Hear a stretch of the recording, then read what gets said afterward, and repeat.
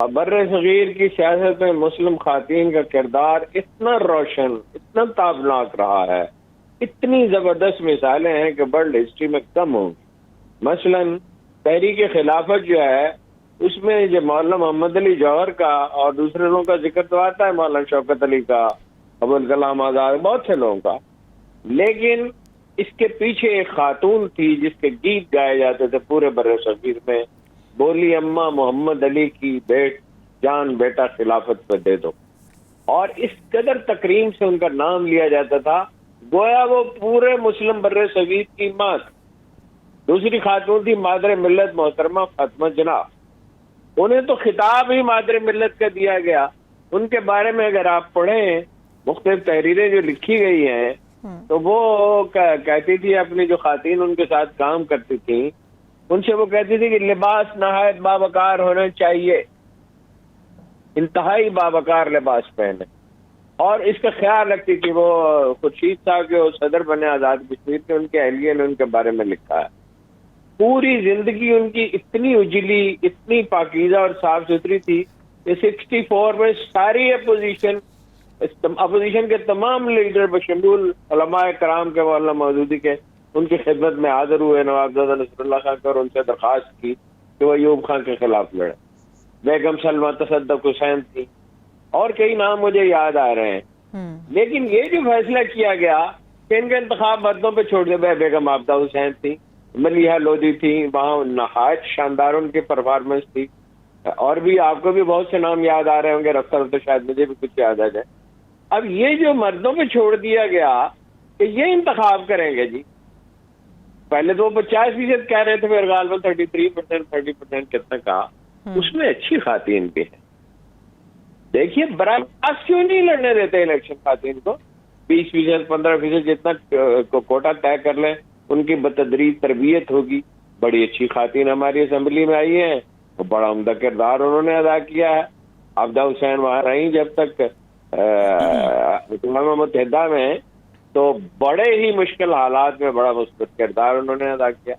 اب یہ جو انٹریکشن ہونا شروع ہوا ہے، میرے پاس 10 واقعات ہیں، میں چاہتا نہیں ہوں، لیکن اگر آپ کہیں میں پڑھ کے سنا دوں کہ مسلم لیگ نون کے وزیر اعلیٰ جناب شہباز شریف نے 10 واقعات کا نوٹس لیا جو نون لیگ کے لیڈروں، ایم این اے اور ایم پیز کے بارے میں اسی قسم کی شکایات تھی، اور کوئی واقعہ اپنے انجام کو نہیں پہنچا۔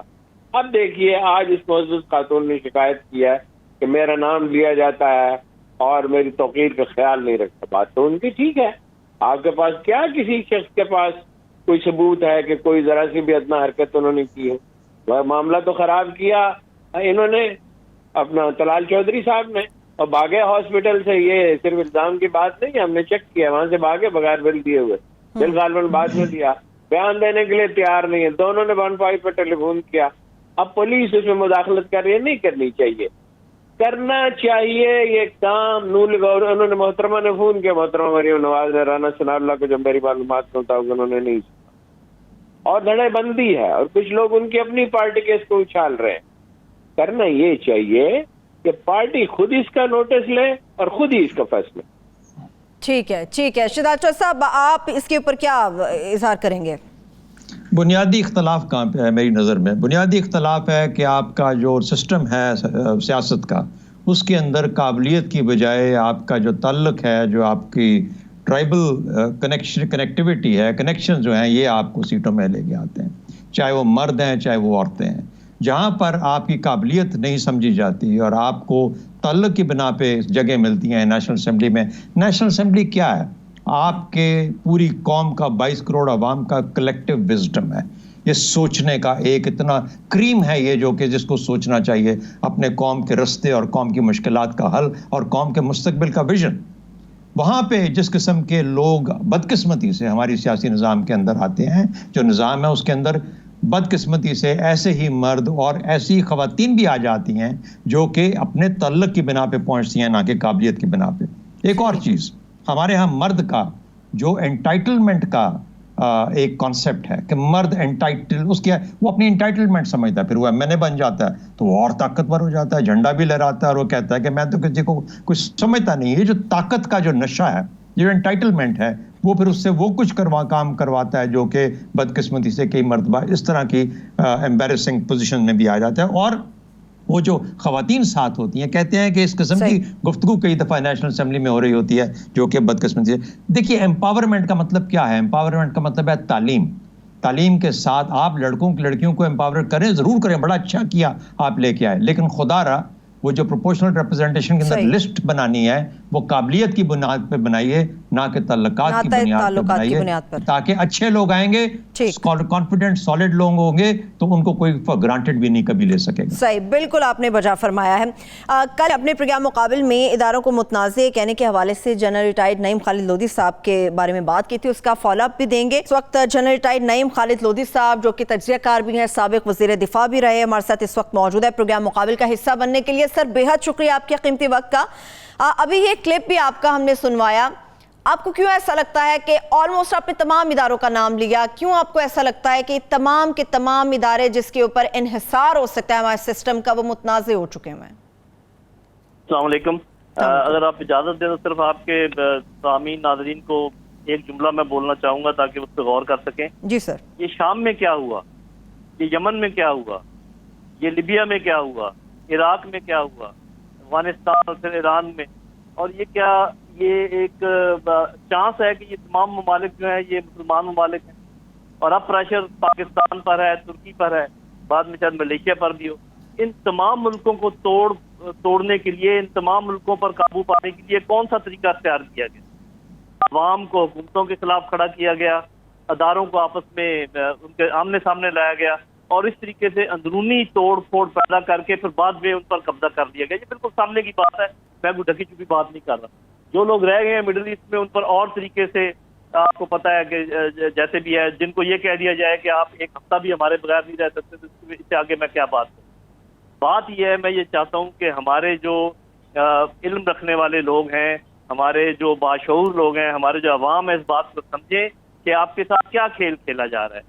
یہ ایسا کبھی نہیں ہوا کہ پارٹیاں اس قدر اس کا شکار ہوں ترختگی کا اور اتنا زہر ہو کہ ایسے لگتا ہے کہ جب ایک آئے گی تو دوسرے کو ملیا میٹ کر دیں.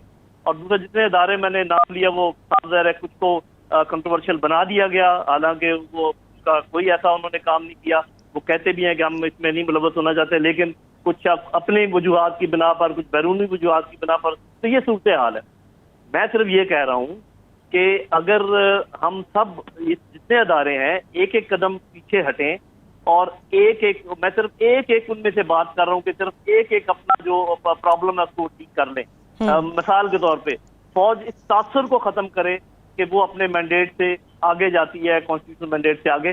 یہ تاثر صحیح ہے، یہ غلط ہے، اس کو ختم کرنے کی ضرورت ہے. جو پولیٹیکل پارٹیز ہیں معروفی سیاست سے توبہ کریں. ابھی جو بات کر رہے ہیں کہ یہ پارٹیاں اکٹھی ہوں گی، اس میں یہ سمجھتا ہوں کہ ان خاندانوں سے جان چھڑائیں. یہ جونکوں کی طرح اس ملک کے اوپر سوار ہیں اور ان پارٹیوں کے اوپر سوار ہیں. نئی قیادت آ گیا ہے اور آگے آ کے بات چیت کرے. جو جوڈیشری ہے وہ خود یہ سوچے کہ سارے 98% جو سینئر ججز ہیں ہر جوڈیشری کے سارے لیٹرل انٹری سے آئے ہوئے ہیں. وہ وہی وکیل ہے جو کبھی ایک پارٹی کے ساتھ تھے، کبھی دوسری پارٹی کے ساتھ تھے. ابھی وہ کیسے فیصلے کریں گے؟ یہ سوچنے کی بات ہے. نیچے سے پورا کاڈر بنائیں، لے کر آئیں. اور میڈیا جو یہ کہتا ہے کہ جی ہمیں ہر بات کہنے کی اجازت ہونی چاہیے، یہ بات غلط ہے. اگر وہ کوئی غلط بیانی سے کام لیں گے اس کو ان کی سزا ملنی چاہیے. ہاں تبصرہ وہ کر سکتے ہیں لیکن حقائق کو تروڑ مروڑ نہیں سکتے. اس کے علاوہ جب تک آپ اس ملک کو چھوٹے مینیجیبل صوبوں میں تقسیم نہیں کریں گے آپ یہاں کچھ بھی نہیں کر سکتے. آپ کو پولیس اور جو اپنی بیوروکریسی ہے ان کو کوئی کور دینا پڑے گا، ان کی بحال کرنی پڑے گی، ان کا جو کانفیڈنس ہے، تب جا کے یہ کام ہوگا. یہ تمام کام کرنے کے لیے ہمیں اکٹھے بیٹھ کر ان سب اداروں کو چاہیے کہ پہلے اس پہ غور کریں جو میں کہہ رہا ہوں، اور اس کے بعد اس کا کوئی حل نکالیں. اس کے بغیر ملک جو ہے ترقی نہیں کر سکتا، آگے نہیں جا سکتا. صاحب معاف کیجیے گا، قطع کلام ہوتا ہے. آپ نے تمام بنیادی نکات بیان کر، لیکن کہا یہ جاتا ہے کہ سیاست ایک آرٹ آف پاسبلٹیز ہے. مجھے معلوم ہے آپ نے کچھ کام کیا ہے، کیے ہیں، لوگوں سے رابطے کیے ہیں، بہت اچھا انالیسس بھی شاید آپ نے مکمل کر لیا ہو جو بہت بہترین ہو. پریکٹیکلی یہ کس طرح پاسبل ہوگا، کیسے بگننگ ہوگی، کیا اس کے لیے کافی وقت میسر آ سکے گا، کیا یہ جلدی ہو سکے گا یا کافی وقت لگے گا؟ یہ اس میں پہلی بات تو یہ ہے کہ میں کیوں سمجھتا ہوں کہ یہ ہو سکے گا، جو ہی سب کو احساس ہو جائے گا، جو کہ زیادہ تر ہو چکا ہے اور تھوڑا سا میرا خیال اور ٹائم لگے گا، سب کو احساس ہو جائے گا کہ یہ جامد اور ساکت سب کھڑے ہیں، اب ایک خاص ایسا ٹائم آ جائے گا کہ کوئی کسی کا کچھ نہیں بگاڑ سکے گا، کیونکہ جو عوام ہے وہ حیرت زدہ ہے۔ اگر کوئی پارٹی یہ سمجھتی ہے کہ عوام ان کے پیچھے لگ کے کوئی بہت بڑا کام کر دیں گے تو اس کے بھی امکانات جو ہے وہ بالکل نہیں ہے۔